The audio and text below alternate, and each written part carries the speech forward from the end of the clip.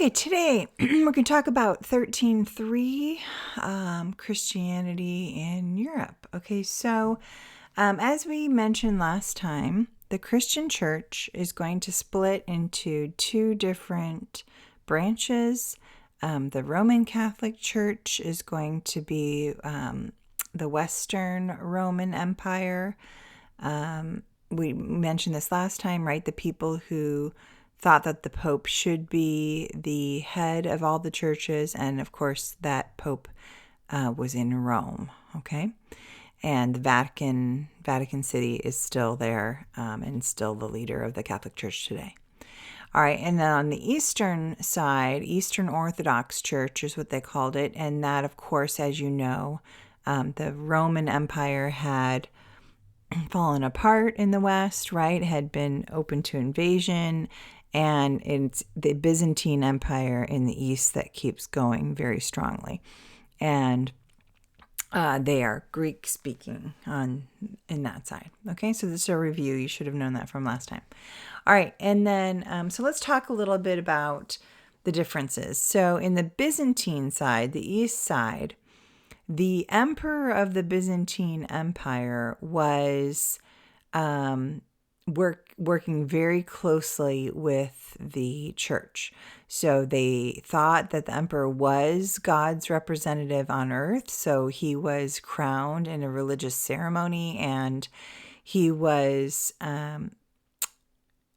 also the head of the church. So he would control both the church and the government. And he would have a lot to say with what happened in the church, like appointing the leaders.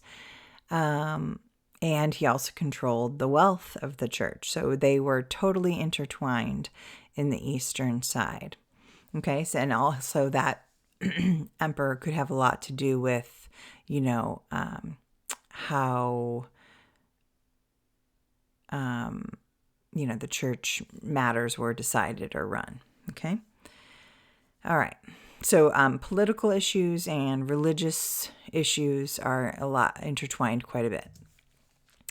On one of the issues that really came to a head, besides we already talked about, right, the issue of who's the head of the church, the Pope or not, especially in the Byzantine side, there was this big issue over icons.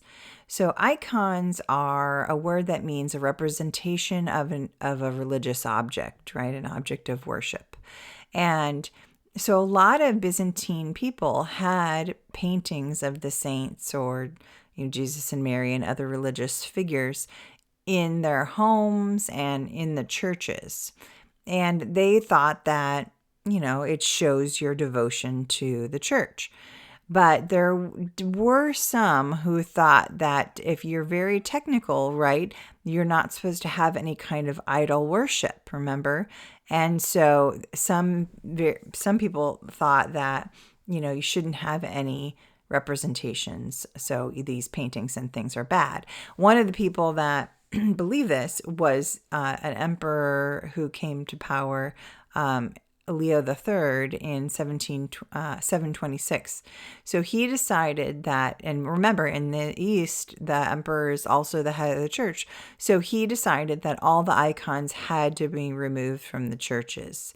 And he had government workers whose job it was to go, get rid of all those paintings and anything, any kind of icons. So they were called iconoclasts.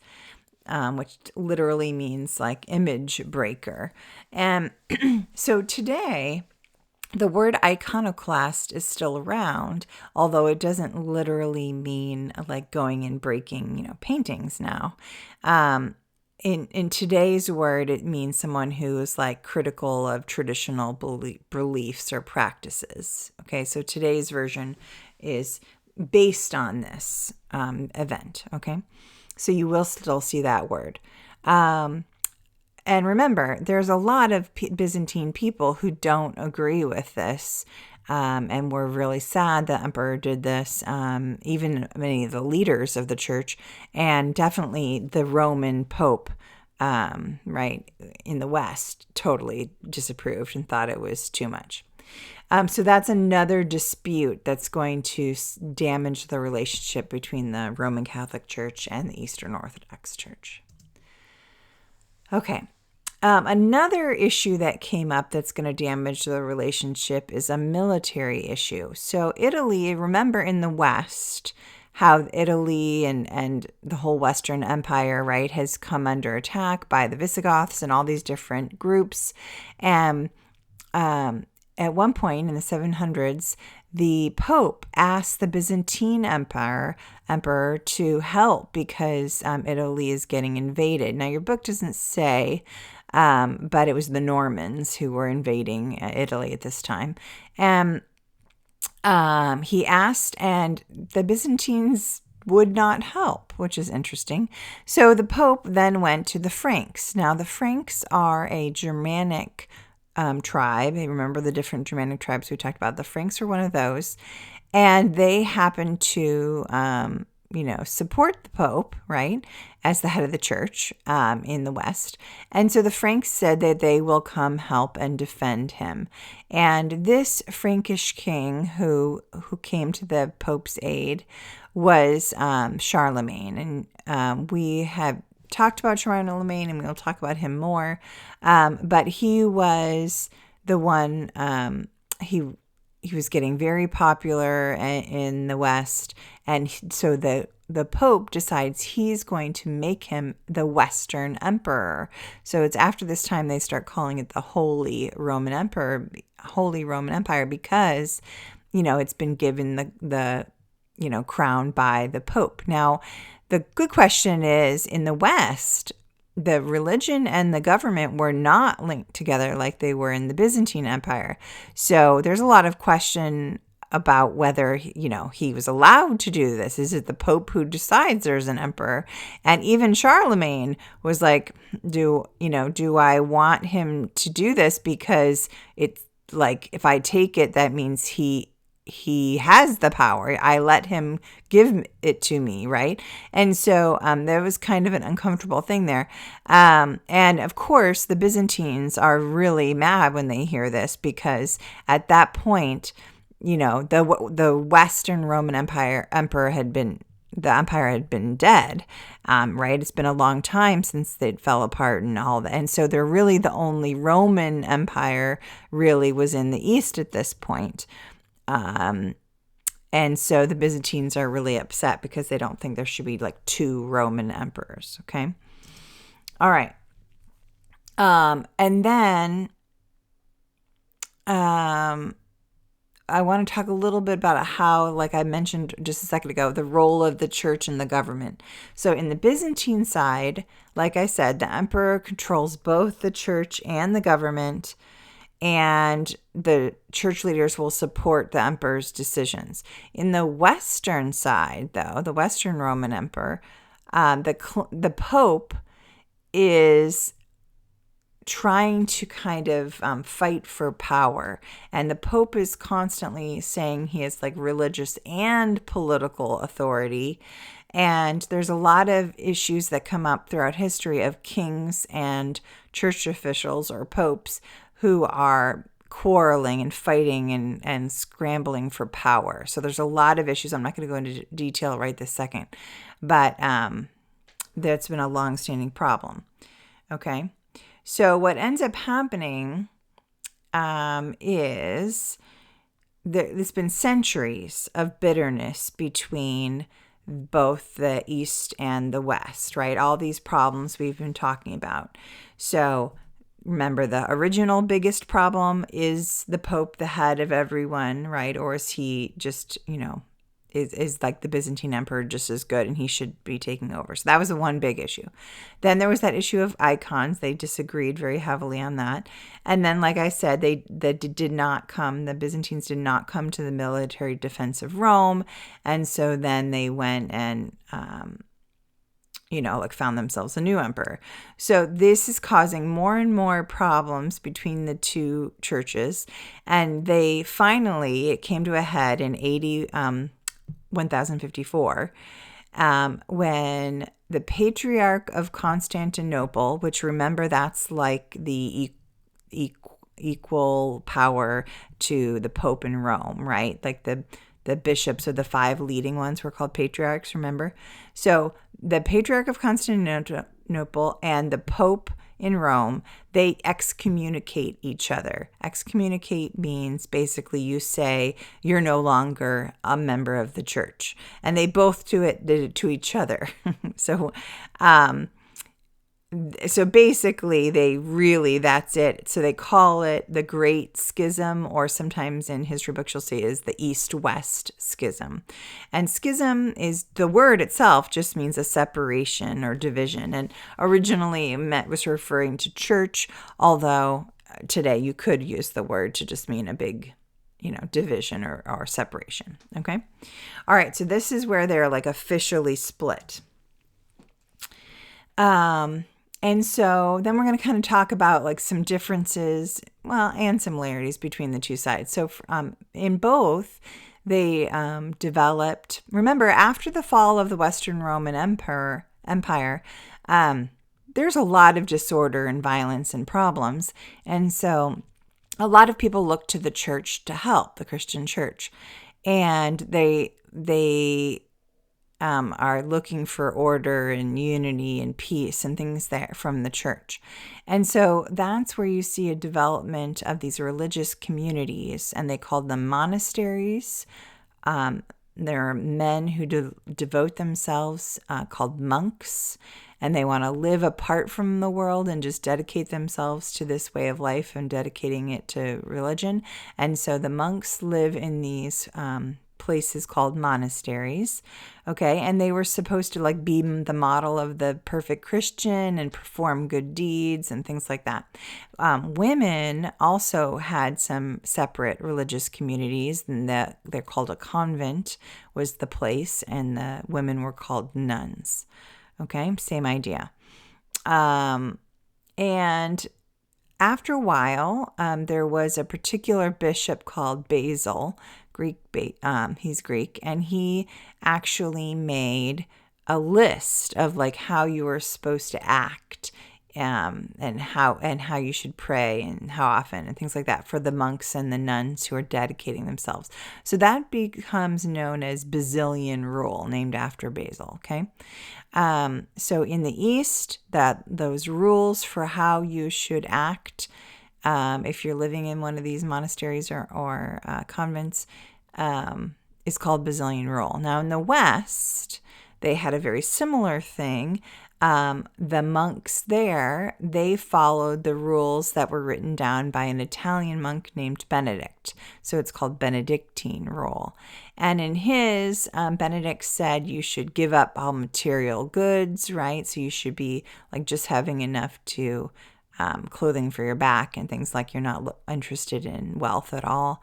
You're devoting all your days to work and prayer, and you should serve as a missionary, right? I'm sure you know missionaries go out and try to teach others their religion and get more followers, okay? They're also known for being a place of providing shelter or food. So people started to know that if they, were traveling and starving or something, they could stop at a mission and get help, right? Or a monastery and get some food, a meal, a place to stay, things like that. Okay. They also ran hospitals and schools. They did a lot actually to preserve a lot of the Roman and Greek writings. So that luckily for us, a lot of the history was actually recorded and kept safe. So they did a lot.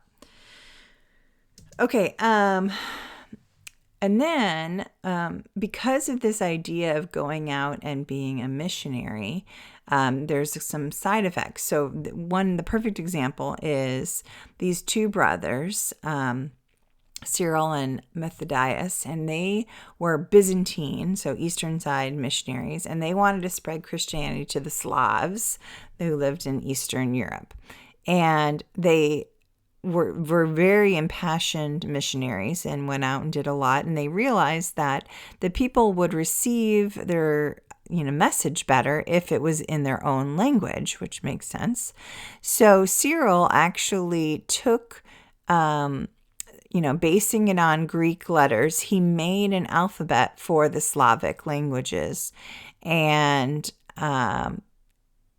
it worked, right? So they could translate things and for the religious purposes. But the kind of long-term effect is that now the Cyrillic alphabet is still used, and the Slavic languages, right, are translated. You see them in Russian, Ukrainian, Serbs, and Bulgarians are all using Cyrillic alphabet. So that's a pretty long-standing effect. Okay, and then real quick, they just at the end in this chapter, they wanted to say, and Christianity also spread like into Britain and Ireland. So how did that happen? So if you recall, right, the Germanic tribes, like the Romans had been in Britain, and then eventually they had to leave to go defend their empire, and Germanic invaders came in, right? And so when those Germanic tribes came in, they eventually, mixed with the people that were there, and they become known as Anglo-Saxons, okay? And they have different, kingdoms and such. And eventually, in at least southern Britain, it starts to become known as Angleland, from the Anglo-Saxons, England, and then eventually England. Okay, so that's where we get the name English from, and England, and of course the people being English.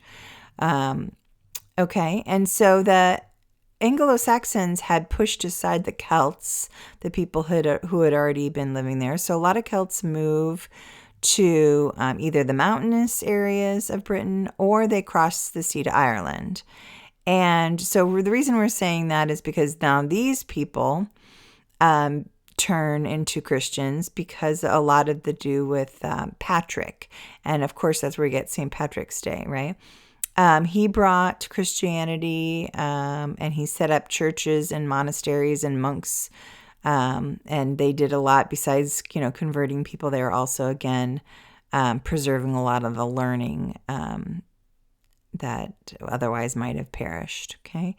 And Pope Gregory the First, actually, in 85-97, he was one who he really wanted to convert more people. So he sent 40 monks from Rome into Britain to try to, make a concerted effort to bring Christianity to Britain. And they were successful in converting King Ethelbert of Kent. And of course, once you convert the king, then of course you're going to have an easier time of it, right? And he would support building churches, and he allowed the missionaries, free reign to convert people. And so after a while, it takes about 100 years, and then England becomes Christian, right? And so that's a big part of that. And then, of course, Ireland, I already mentioned that about how that happened, and that they became big centers of, religion and the culture.